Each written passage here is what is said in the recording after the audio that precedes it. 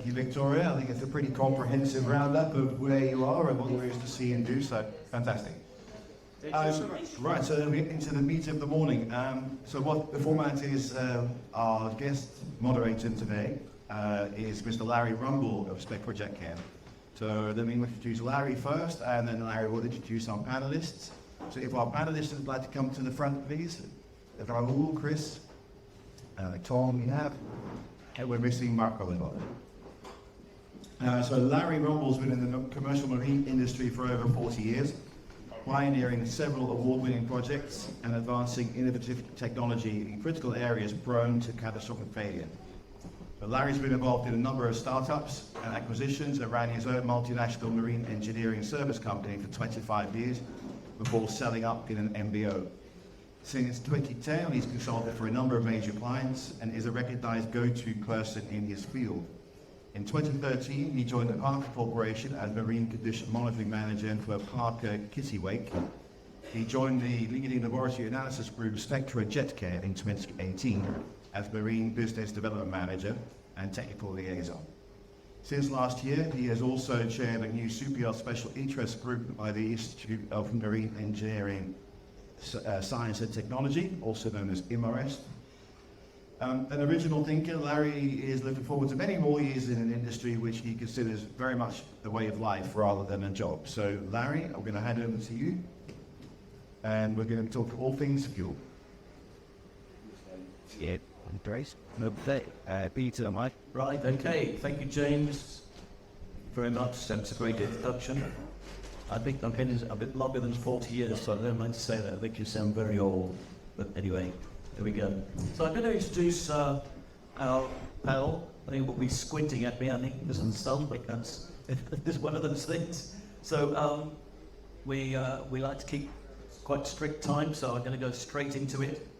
Tom van der Wart has been involved in ship cleaning and waste management for tankers, barges, bulk military and offshore vessels and superyachts since 1985.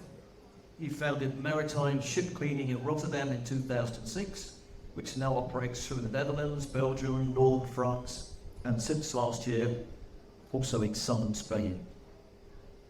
Chris Ward has extensive commercial career in the leisure marine industry, including various business development and marketing roles, including at Fairline, Sunseeker, and One Ocean Group. He joined Peninsula in 2021 to expand Peninsula Yacht Services market share and position, and Peninsula is the global leader in yacht bunkering solutions. Raul Garcia Redondo has been in the energy arena for more than 20 years, starting out as a process engineer in a petrochemical site.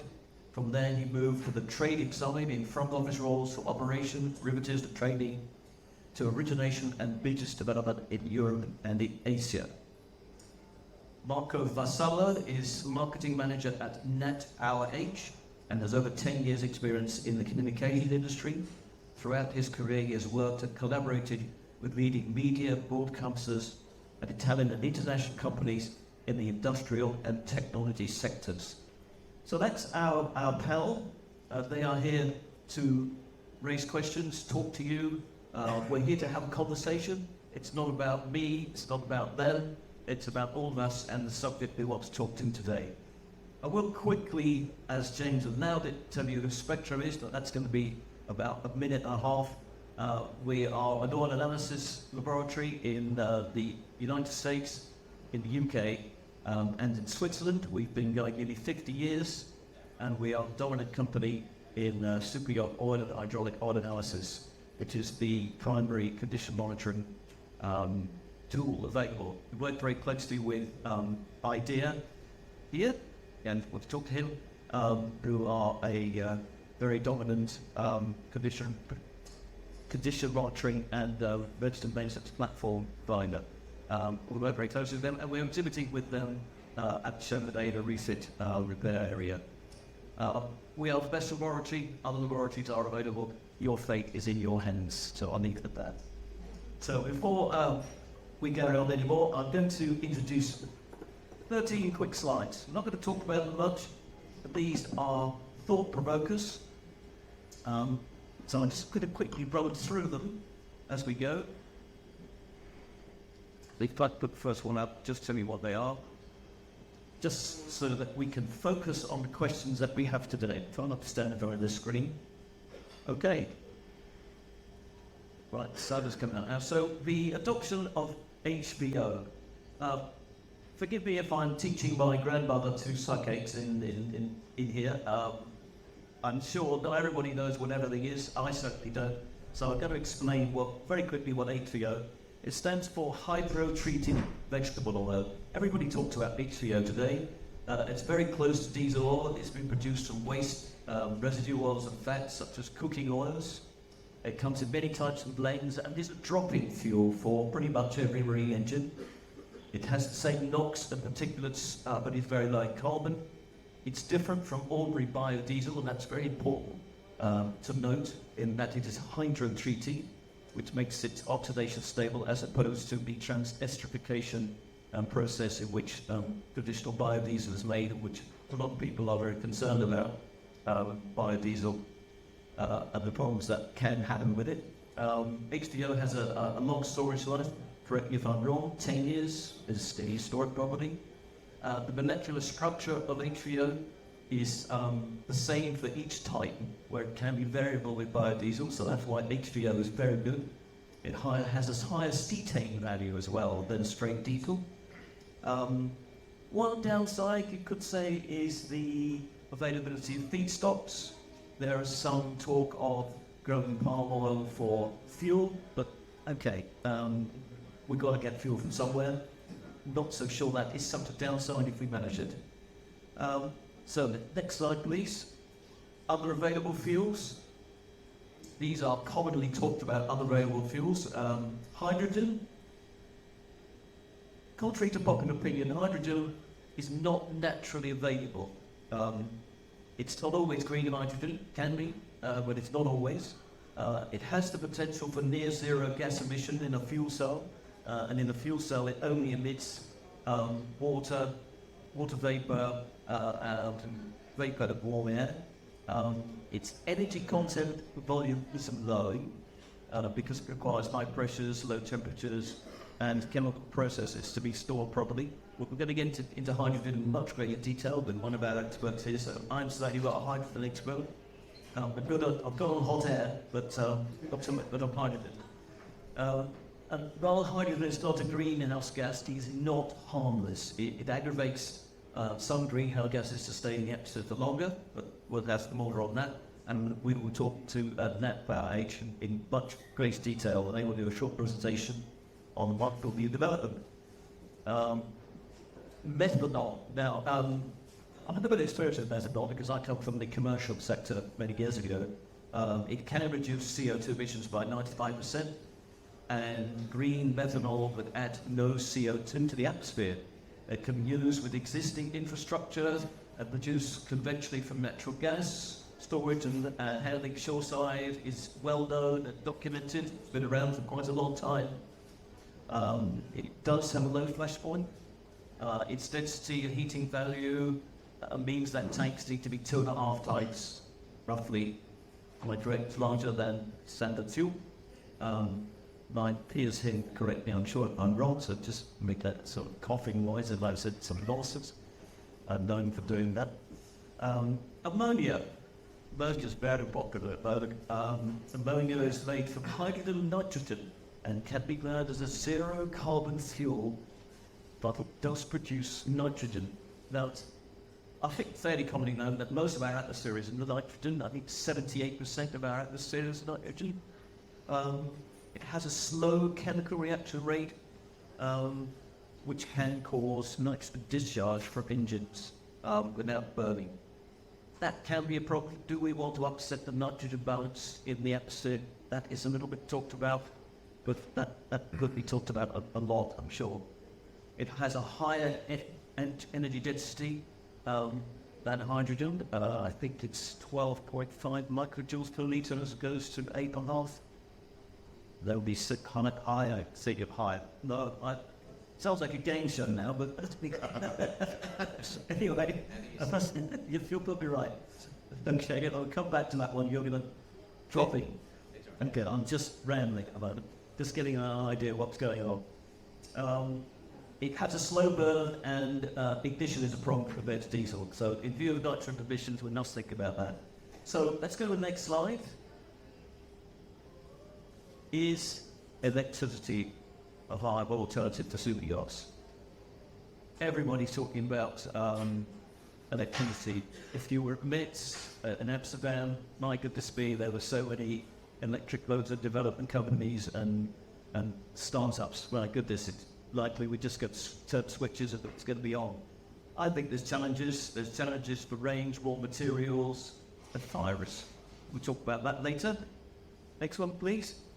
The impact of cleaner fuels, biofuels, and HVOs can be more expensive. Discuss that in great detail with one of our experts here. Who will put me right as he did this morning, so I had a figure wrong, but I just added 100% by figure. Happens. Super yacht use, I think we're about 2,000 hours a year if it's good. So let's think about the costs and the impacts of fuels on that. But we'll be talking to you, Chris, about that. Education. So, education. Are we there on education? Yes. How can we educate owners and managers and captains about need to adopt or adapt to clean fuels? That's a big subject. Do they want to be educated, or do they need to be educated, or there needs to be desire on both sides? So we'll discuss that. Next, thank you. What are the barriers? So what are the barriers? Is it just a cost? Is everything just about cost? And the barriers to anything, in technology, new fuels, or propulsion? Are we always just thinking about cost, or are we thinking about much bigger subjects? Let's see. And next we go to regulations. Regulations, what is the regulatory environment in the EU and elsewhere? Well, I'm not totally up to speed with that, but I'm sure our experts, and we also have experts in the road, I'm sure. France. And back, yeah. Okay, let's see what happens with that. And realistic alternatives to the current fuel mix. That is something that was in the news just the day before yesterday about Mitsubishi Heavy Industries and their new method of producing hydrogen. Okay, and sounds very complex, very expensive, and maybe a long way away. We have something from now, one of our guest speakers here, that is here and now today. And now I spoke to him earlier about being a game changer, and we discussed whether game changer was a good thing or not. It sounded too radical, so we're not going to call it game changer, we're going to call it reality. So we're not a game show, we're a reality show now. So I'd like to speak on that. He's on. So. Maybe you have a slide? You just, okay. Your show.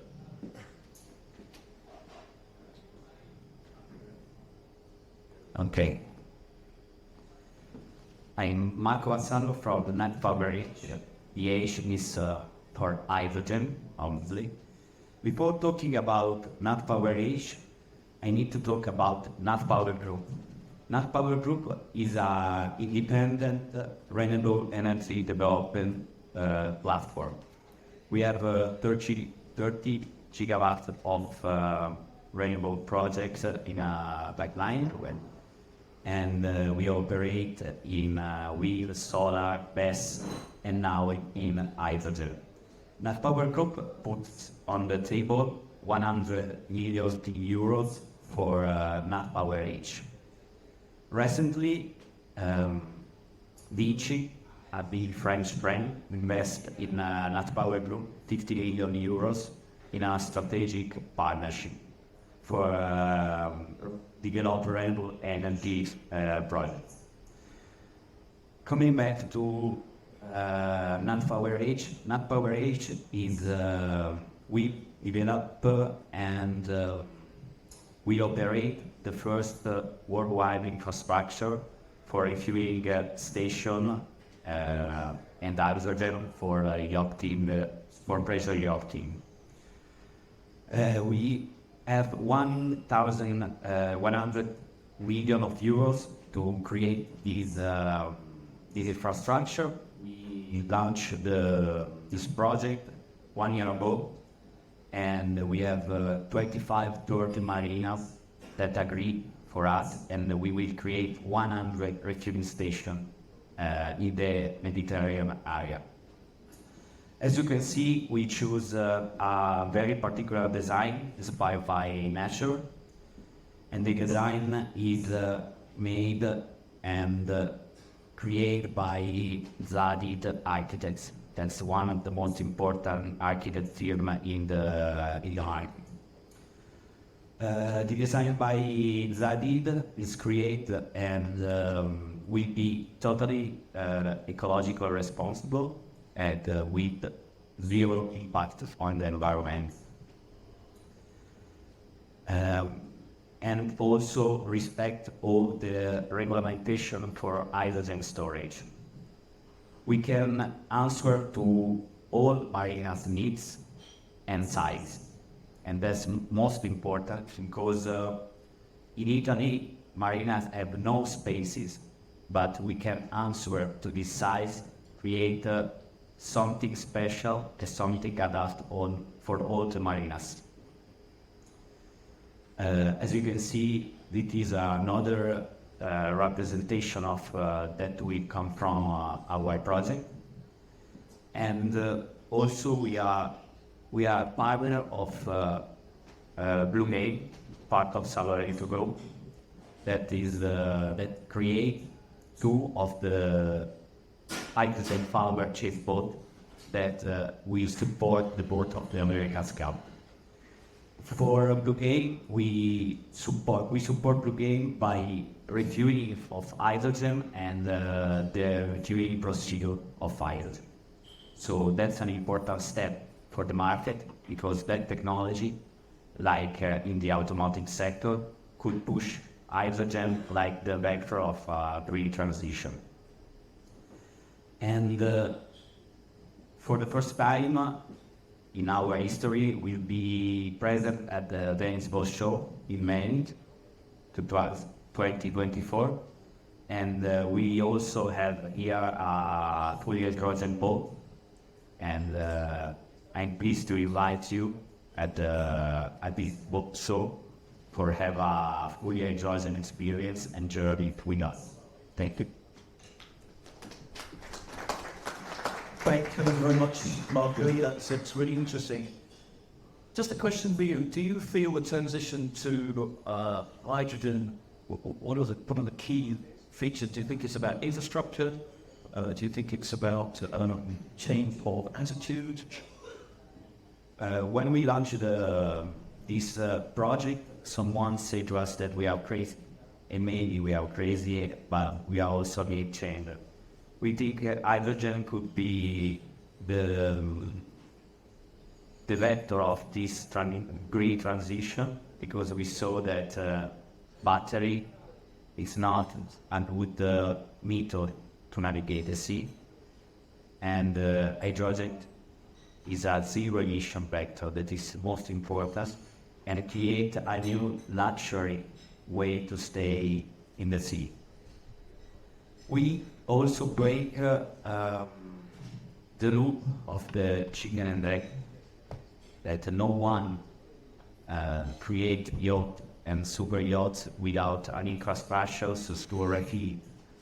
So we are very close to create these refueling special networks. The first one will be in Venice at the end of this summer. And after that, we will create other 24 refueling stations in the Mediterranean Sea. So I think hydrogen could be the good vector, the most important vector for the yachting sector. Okay, do you see it as a dual fuel option? And when you think about large yachts transiting to both seasons, is hydrogen viable because of the volume requirement, or is it going to be Mediterranean or we are talking about the hydrogen market, and that is a market that will be more present in the next 2 or 3 years. But someone have to start to create hydrogen. there is few green hydrogen in the market, but I talk about our group, that is not our group, because we have the know-how to create remote project and create hydrogen and storage for it. So we have the total know-how to create this infrastructure and to push hydrogen in marinas and in the yachting too. Okay, thank you. Raoul, I've just come to you as Repsol, as a refiner. What's your point of view on future fuels and hydrogen? Where do you think this going? Are we looking at hybrid hydrocarbon fuels, or are we going to switch to hydrogen, or is it going to be like the motors, the car sector, fuels for certain purposes, electricity for one, diesel for another? How's it going to be? What's your view? Well, first of all, Repsol as a company, we have to say that we are purely agnostic of technology. We will deliver what the market is asking for, and well, you already know that the China is huge. That means that most likely there will be there will be a winner, but all the fuels will be needed to address the issue. Continuing with what Marco was saying, and maybe simplify quite a lot. Hydrogen could be the basic brick to build the rest of fuels, because as we were saying, in terms of logistics, in terms of low heating value, hydrogen is not there yet. So we need methanol, we need ammonia, in example, to increase the amount of energy that we are putting in our yacht and in our vessel. So, as Larry was saying, what if we are going for a long trip? And increase will develop later, but one of the things that we know right now, at least from the commercial shipping, is that most likely the number of migrating operations will be doubled. One, simply because the specific energy of the fuel we are working on is more or less half. We were talking just a rough number. When we are talking about diesel fuel, we're talking about 40 to 42 meganewtons per kilo. When we're talking about ammonia or methanol, it's slightly below 20. That is like you have. I'm more focused into shipping and commercial shipping for transport, but it's something that eventually will be ended in the yacht industry. So focusing on what is bringing us together here, I think that the best and more feasible solution that we are having right now is the HVO that I was talking before, because it's a dropping solution. It's a nice molecule, again simplifying quite a lot. We're talking about the producing method is taking the fats, just break the whole molecule, and then you do a tailor-made with hydrogen, and you produce exactly what you want every time. So it's very consistent molecule. Then we also have some other derivatives like fame and blah blah blah. But okay, this is the short end, and finally we're going to have it. But the problem is that just focus into the shipping industry, we could be talking about 300 million metric tons of bunkers per year. And when it comes down to availability of feedstock for producing this so high-fat technological wood, it's only 50 million metric tons per annum we can get. Yeah. So the gap is there. And Yeah, it's there. we need absolutely everything. And some more technology is supposed to be able to close the gap. Okay, I'm going to hand over to Chris now. He was smiling when the number of bunker operations was going to double. I did actually see him in a very smart car who were thinking that, you can't, based upon that number of bunkers operations. But maybe he's just smiling about HVO. See what he has to say. Thank you. So, very much like Raoul was saying, we see the future as a multi-fuel solution. In the medium term, anyway. Perhaps long term, a winner may come through, and we get a similar situation that we have at the moment, where 99% of yachts are running the same automotive gas oil. But in the medium term, there's going to be a stage where we have a multi-fuel ecosystem in place, and I don't think it's appropriate to kind of try and suggest which one is better, because they're going to be better they're going to be circumstances that are better for each fuels. The hydrogen fuels are going to be, in the short term at least, more appropriate to smaller, shorter distance travelling yachts. But the question that we look at the moment is, depending on your definition of a super yacht, there are approximately, in round numbers, 6,000 yachts currently cruising around the world at the moment. To re-engine or change the propulsion system on those existing boats is a massive investment. So we have to come to a solution where you can find a fuel that is applicable to that existing fleet. And as has already been discussed this morning, HVO being a drop-in fuel, it has the same chemical composition as conventional diesel, is the most viable solution. Can you mix it? That's what we want, though. Can you basically still? Yeah, 100%. And I think that's it's a very good question, and I think it's a way we can introduce the product into the market with a little bit more sort of caution. When it comes to things like new fuels, the super yacht sector is incredibly risk averse. Nobody, or it would appear to us, nobody wants to be the trailblazer and experience the potential difficulties or problems they need to encounter smooth operations. Fuel stability is anything, I think. Absolutely. There is that nervous that fear that when you do have bad fuel, as Tom will know, tank cleaning, by God, what a problem. We're sitting next to each other because we have a similar discipline, bad fuel, we look at that, bad oil, and the tank cleaning and the problems that go with it. So you really think that is a problem, the fear factor? I do. I mean, but coming back to what you said about can it be mixed?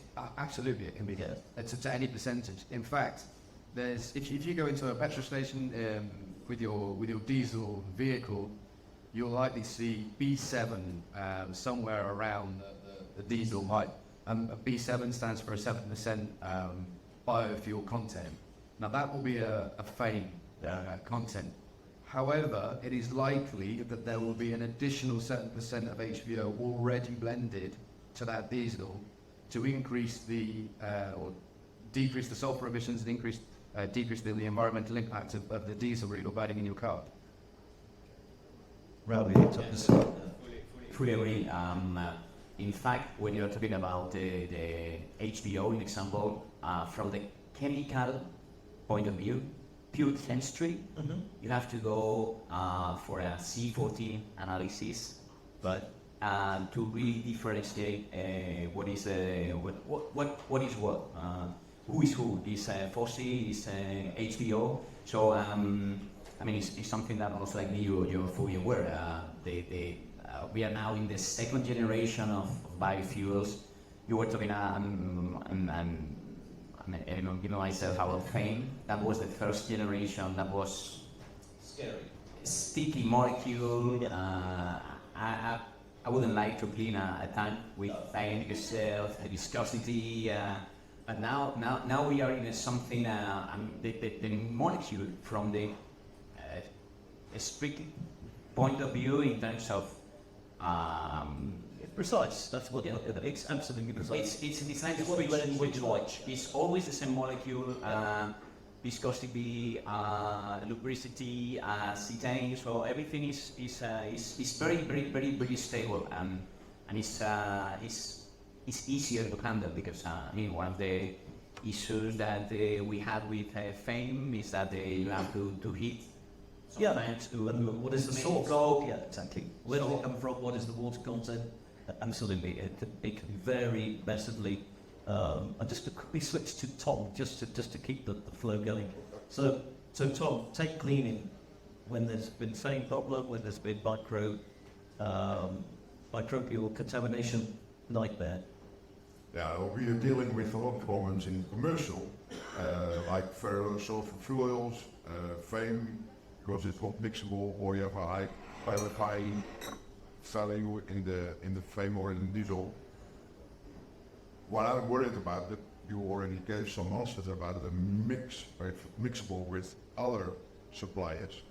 Because in the very low sulfur fuels, it's not possible, because when you buy the very low sulfur fuel heavy fuel oil, it's different.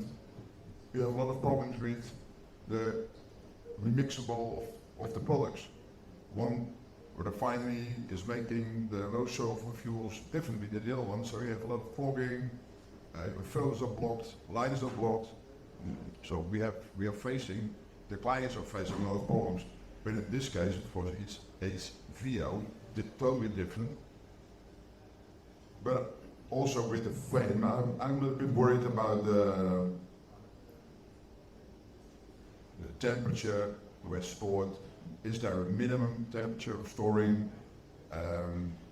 All that kind of questions, not because of me, because we have a job, because that can my job a lot. But a Superyacht, it's not acceptable, because then you have Whereas a tank cleaning in a Superyacht is a problem. If you're really going to need a commercial vessel, the tank access, it's easy, you can get people in there, you can really go to town.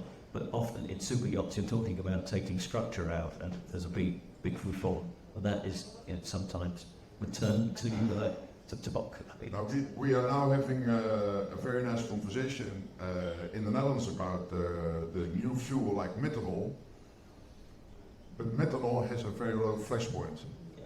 And the storage of methanol is easy, it's a nice product, it's very clean like water, it's for CO2 everything is very nice, but don't forget that we have to store it in a yacht, and if you're facing with problems with your engine, then you're also facing maybe cleaning from some things. And because methanol is a very low flash point product, 65, I think it is, something like 65. So methanol, what is flash point? flash point, friend is 3, 13. What? We're doing this. Low, Yeah. I think it's I don't have the. I give you 65. No, Methanol? No, that's the scientists. 65. Methanol? Methanol? Yeah. Seriously? Yeah, I believe it is. And it's very, very low. Because some people consider methanol dangerous in the commercial sector because it has the smell. But it's just about storage, but it's about all the new fuels. I think storage and education is something we need to talk about. Chris, sorry. And it's a really good point. So when you were talking about clogging in the fuel lines, in the superyacht sector, I think the vast majority of problems come from bacterial contamination. And the reason that we see so many yachts requesting a FAME-free product for their conventional gas oil is FAME has a propensity to water. I'm very aware I have a technical view in the room, and I confess I'm not a technical person. I repeat parrot fashions from what I've been told. However, the issue with bacterial contamination is it tends to grow in that layer between the water and Diesel, yeah. That's its food. And that's what creates the clogging in yachts. It's that bacterial contamination. It gets in the filters, it gets in the injectors, and it causes lots and lots of I'm just going to interrupt you there. And the worst thing about that is it often becomes a problem in rough weather when you have tanks moving. Okay, you're in rough weather, you're deciding to press on, tanks start moving, then you lose your engines. Wow. So if we now compare that to HVO, and you correctly brought up its storage characteristics as being a positive to the fuel, you're not eliminating the problem of bacterial contamination, but you're drastically reducing it because it doesn't have the same propensity to water. So from a practical point of view, we have a lot of customers that come to us, single season yachts, come to us at this time of year, they sat all winter, maybe their tanks haven't been completely topped up, and they've got condensation build up on the side of the tank walls, they've got issues with water and fuel, and then the potential problem of bacterial contamination and everything that entails. If you now replace that fuel with an HVO and have the HVO in the tanks for the winter, again, not eliminating it, but drastically reducing that danger of coming to the beginning of the summer season and having all the issues of pulling, as you say, maybe coming down to Gibraltar, experience a bit of rough weather to top up your fuel, and that's when you get the issues. And when they mix, will they fully mix? So if you top off a tank with HVO or top diesel, what does it distillate? Will they spray? Will they strength it out, or will they fully mix? Coming back to what you were saying, we have a parameter and we tested. It's the oxidation, stability oxidation for controlling this biological activity. And coming to your question in terms of blending or mixing, from the physical point of view, when we were talking about the flame, we were talking about densities close to 0.9. With this is a maybe too technical story, but you already know the US is producing more crude. This is lighter crude. The moral of the story is that diesel from the refineries is getting lighter. Yes, absolutely. Overall. So what does it mean? That the gap, the differential between flame and the density of the diesel was wider. That means that there could be,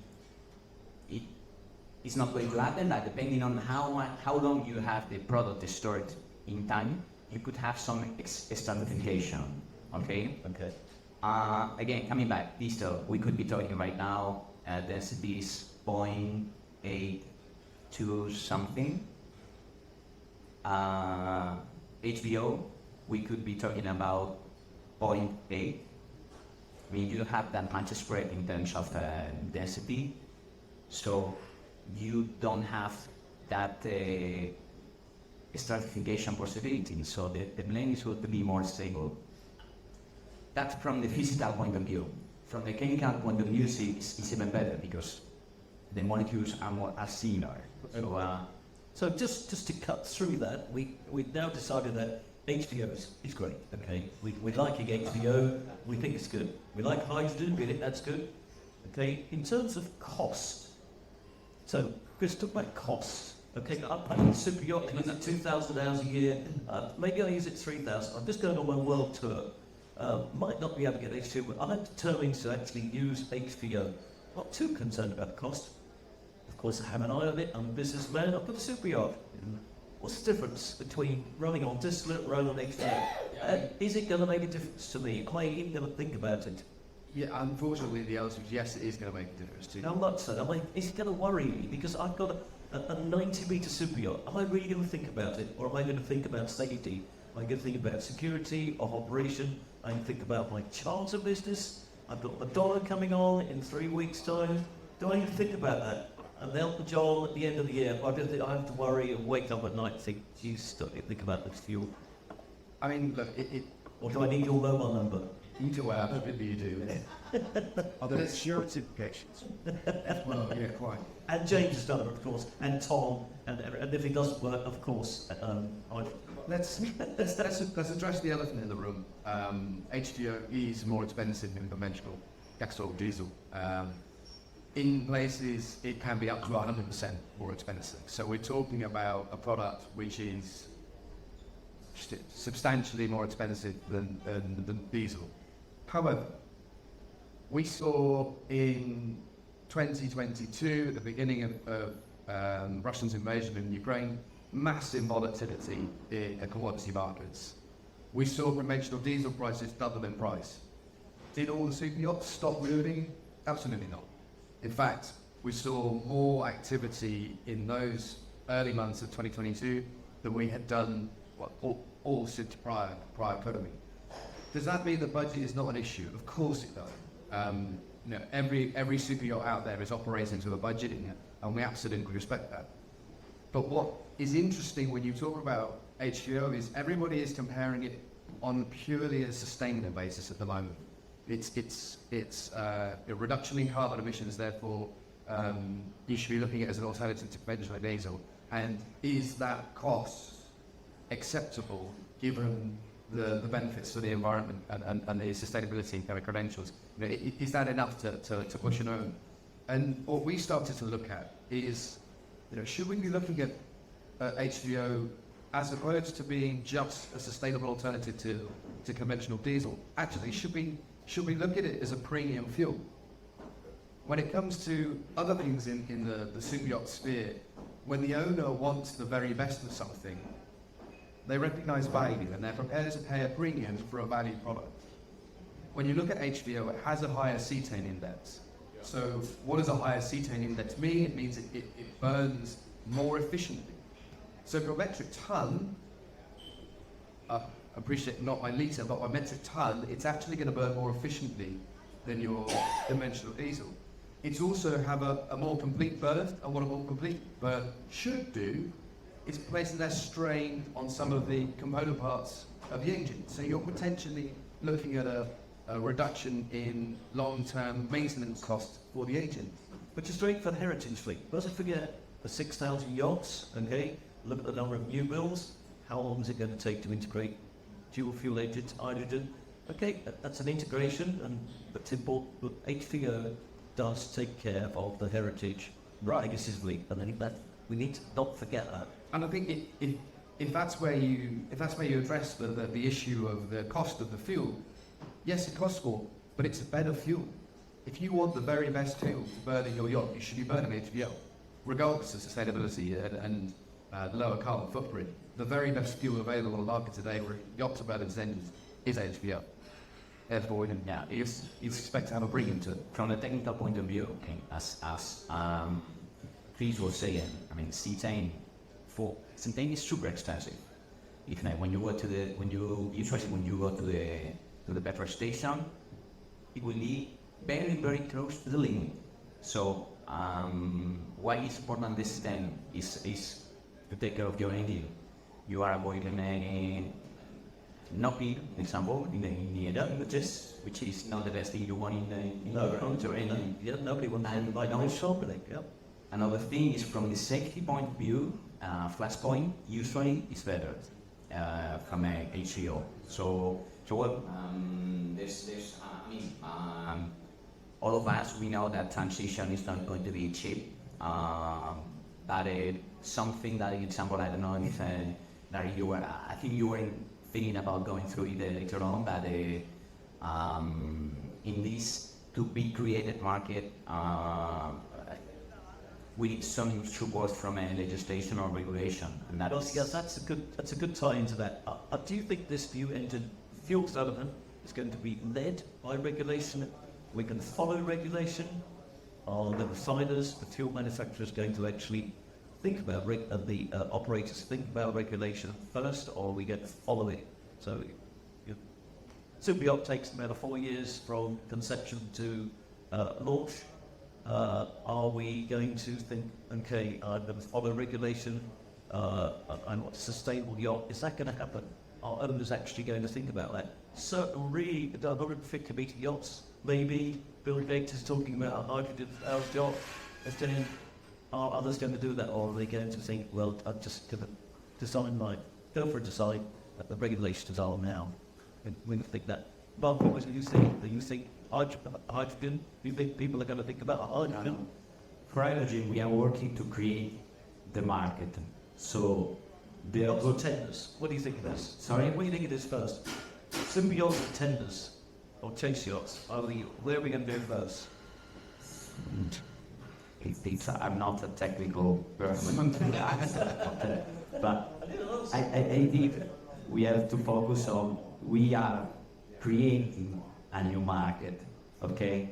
So we need to understand that we have to do something, and after that, regulation come with us.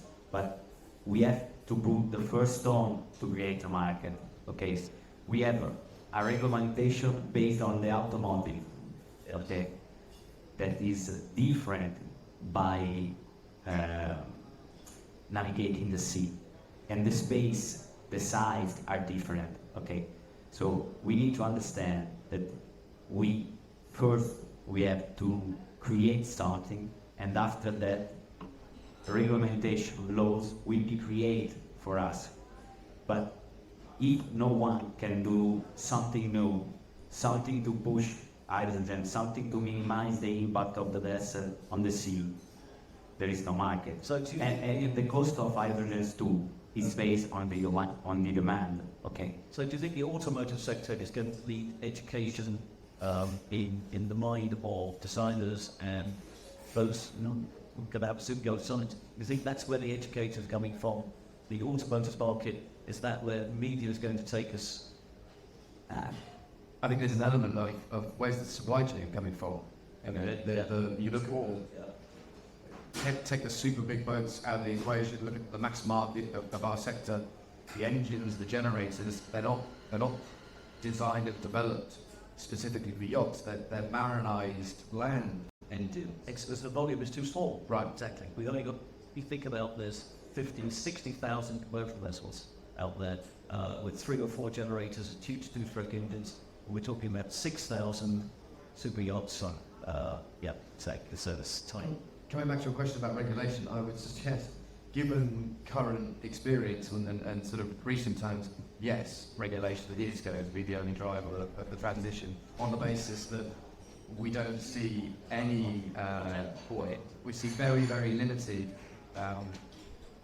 demand for HVO, and yet in the commercial sector, where we have things like EU ETS schemes already coming into play, the demand for a biofuel or a reduced carbon emission fuel is starting to build because there's a regulatory demand for it.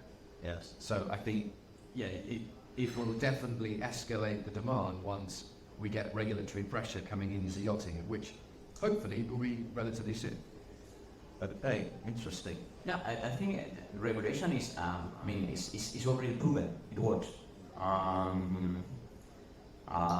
We are in Europe, the Red 2 is applying, Red 3 in the next generation will be coming next year. But it's a fact that, an example, Dutch government, they were playing with multipliers and some other factors, and it's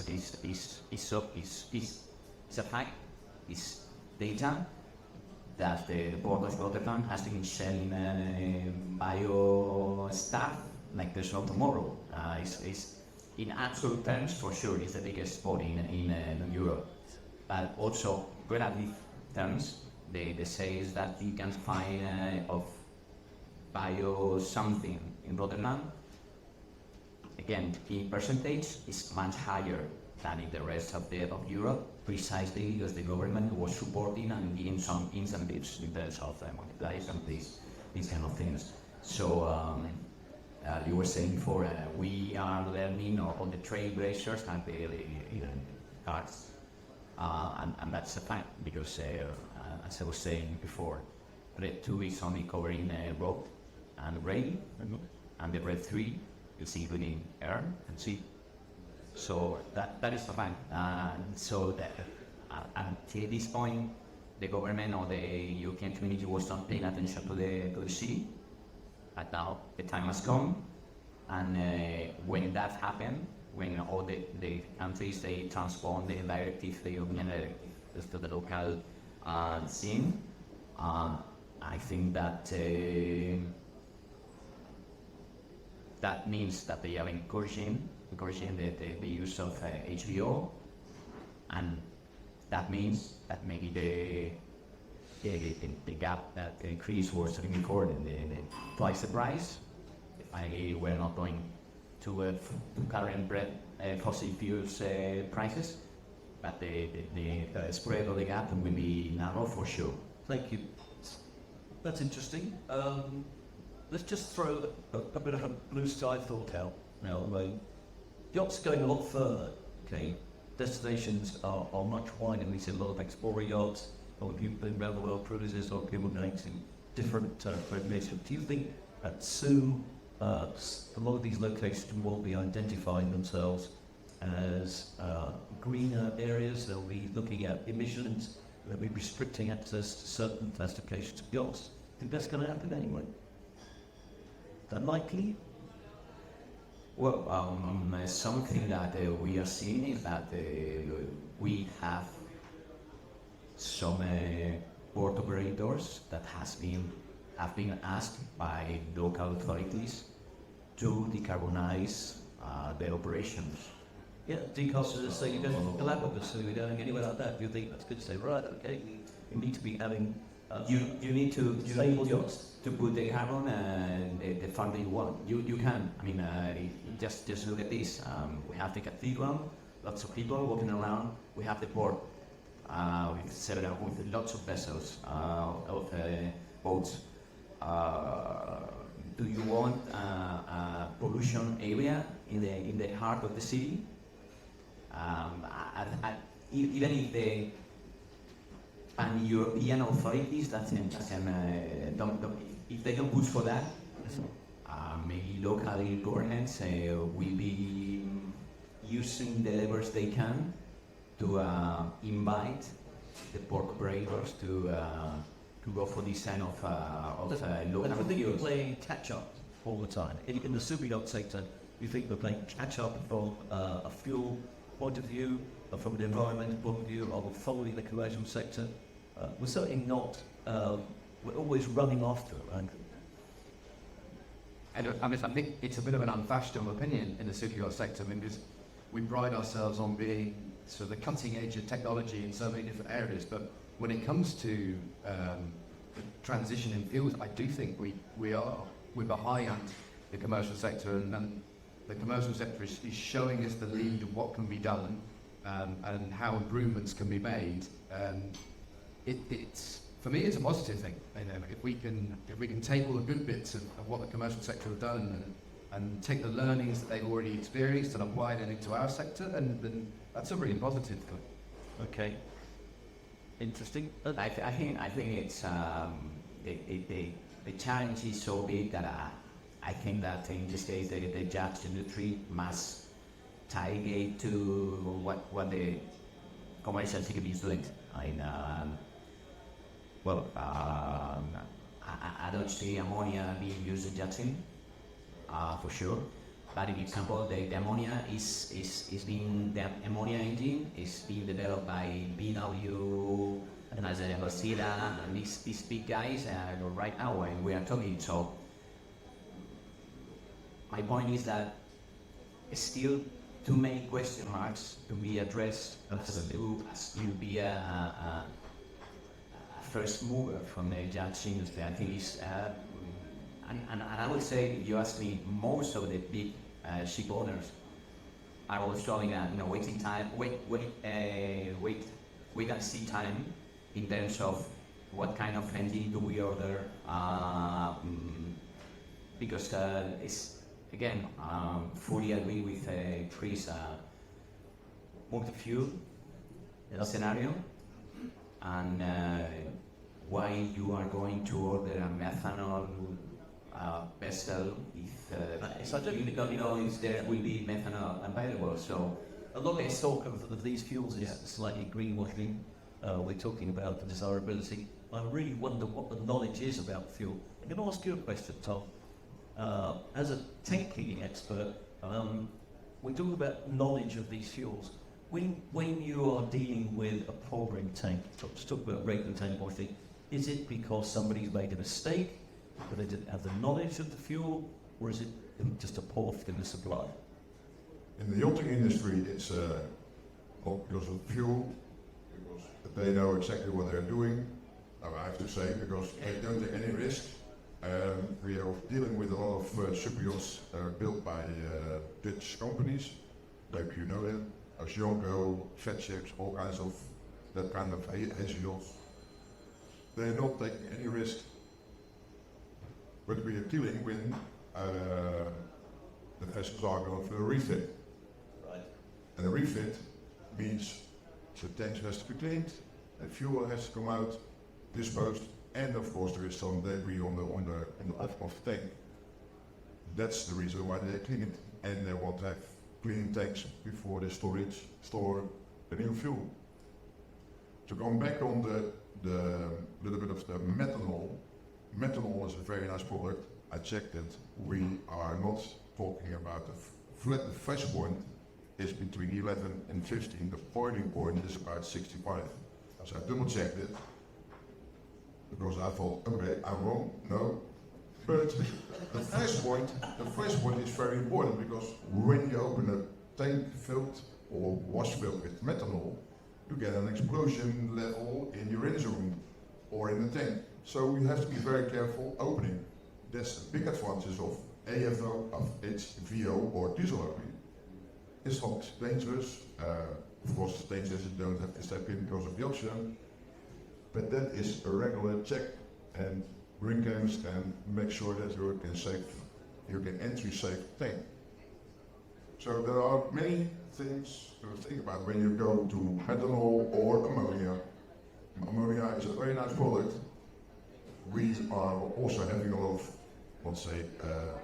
but we get a lot of information about the new fuels, and that's the big advantage of the big question also in the commercial training. What are they going to choose for the future? That's okay. I think we're getting to a point now where we have really got a number of fuel options in the air. We have reality from hydrogen in 30 arenas, in Italy 30. We've got 100 million investment. We're not only not only, okay. We've got HVO readily available. It is more expensive, but are we really concerned about that? Probably not, I think. It's a concern, but superyachts are a high-end prototype vessel. We're not talking an economy vessel. So personally, I think we're going to adopt that. So is it a transition fuel? Are we going somewhere from diesel distillate HVO to somewhere else? I know somebody pretty high up in Toyota who said they've sort of adopted electric vehicles because they have to, but they're going to actually look for a hybrid fuel. That's what they're going to do. So hybrid fuel, that could be coming. That could be where we are in 10 years. Who knows? There are gaps in the education on the knowledge of fuel. I head up a special interest group in an organisation called the Institute of Marine Engineers, Science and Technology, which is very much a commercial-based organisation for commercial shipping. It has 16,500 members in 200 countries. That has a fuel special interest group, and anyone in the superyacht sector can join the IMRS. It's an open forum, 16,500 engineers, science and technologists around the world. You have access to them all. It's a wonderful organisation. That, I think, is a potential platform for fuel education. And I think education across the whole superyacht sector in some technical areas maybe can do with a little bit of polishing. So I'm going to round up on that. I'd like to thank the panelists here. I think we have some great information. I think we have a lot of questions. I think we have a lot of answers as well. But I think we know where we're going. And James is going to jump in there and ask me a question. Thank you. I was going to just thank the broad panel and ask if we have any questions out there. We probably do. I would also say if your question is hydrogen oriented, Mark will can't stay long after. So if you have any questions, maybe just pick the hand up or grab him, hard. But in the meantime, I want to make an observation, knowing absolutely nothing about fuel, but a little bit about psychology among superyacht owners and captains and operators and managers. Is what Chris's comment about superyachts lagging the commercial sector. Of course, they have very different dynamics behind them. You have obviously commercial, you have regulators, you have shareholders, you have ESG requirements, whereas superyachts really don't have all those things. They have an element of them in places. But also in terms of budget, the budget is no issue, which was it is in commercial world. In the superyacht, okay, well, if HVO is available now and it costs double what in so many years, I still have it. I saw the question that if you're a high-end container operator you have a budget. They also have a very reputation aware. So less, very, very, very concerned about their reputation and their alt. So they will go over hard loss and add it on. So very concerned about that. So yes and no. But that may make superyacht slightly less attractive when it comes to, well, if budget is not an issue, then why should we be exploring all these other options of methanol or hydrogen or electric, whatever, when H2O is readily available, I'll just pay double. That's what you get back, doesn't it? So they may not have the same requirements from the back end office and sort of top down instruction on the vessels, but what they do have are very demanding users, owners, guests, and the crew have to ensure that everything they're doing is optimizing the readiness of the vessel. And I think sometimes the resistance in adopting change in things like fuel is this fear of, if it goes wrong and the boss says, I want to go now, but they can't because something's gone wrong with the injectors, with the pumps, with the engines, whatever, as a result changing in fuel, their life becomes very, very, very, very difficult. And that's a problem that we need to recognise and help them understand how they can sort of mitigate any issues so that they won't cause their owners or users any issue using the vessel. That's a factor, particularly in the charter business as well. Yeah. If you miss a charter for anyone, the reputation as a charter vessel, well, we miss it because not every charter has an extra 2 weeks they can take. It's not like going with cruising in Chile, you miss it, you get free one next year. Your program is pretty much worked out the whole the next If there are any insurance products coming along to cover that, then Jonathan with this whole visa technologies can go. Yeah, for me, any questions out there?